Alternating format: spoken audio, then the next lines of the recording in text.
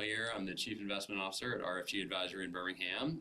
Today we have a special treat. We recently brought onto the team Eric Larson, our new head of trading, and we thought that we would take the opportunity to make a formal introduction. So Eric, thank you for being here. I am happy to be here. Thank you for being part of the team. Why don't you tell me a little bit, just to kick it off, why don't you tell me and the rest of the group a little bit about your, how you got started, what your early career looked like, and just walk me through it.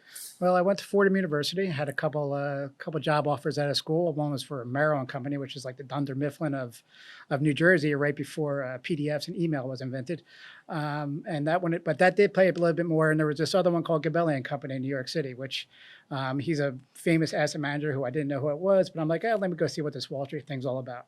So I took a job in New York City, and one day Mario Gabelli comes up to me and says, Eric, start trading, read the manual. I'm like, read the manual? It can't be that easy. But and it wasn't. There was a manual, but it made no sense. So, anyway, I did learn to fall in love with trading. I wanted to move on to bigger and better things. I looked in the newspaper I found an ad in the newspaper for an equity trading job at Guardian Life Insurance.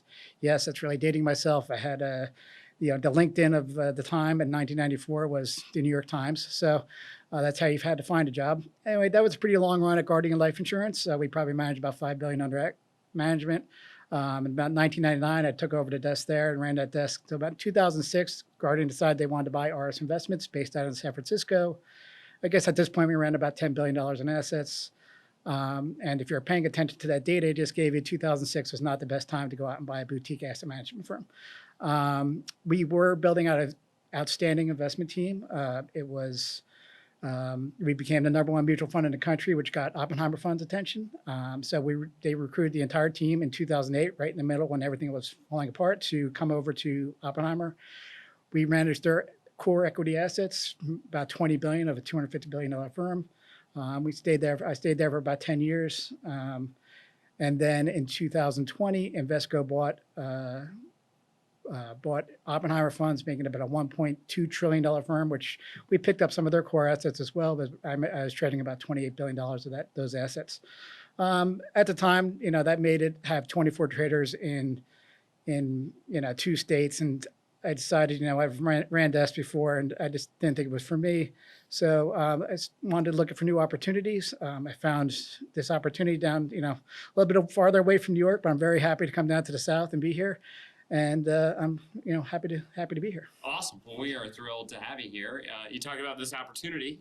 Talk to me a little bit about what excited you about RFG, what attracted you to Steadfast, and how were we able to convince you to get down here? Well, it's just kind of a unique experience to go from the institutional side your entire career. I basically have one job for 25 years, and come to the retail side and realize that retail advisors don't have access to portfolio managers. And this concept of having an outsourced CIO is really just kind of unique, because I was in a fortunate position of being able to talk to the portfolio managers making those decisions every day. I ran the morning meeting every day, and realizing that retail advisors don't have this thing, but this very uniquely we could provide them this opportunity. I can tell you that if you were talking to Invesco's portfolio manager, you could make that call and you asked him what was going on in the market, he put you on hold in 5 minutes and then call me.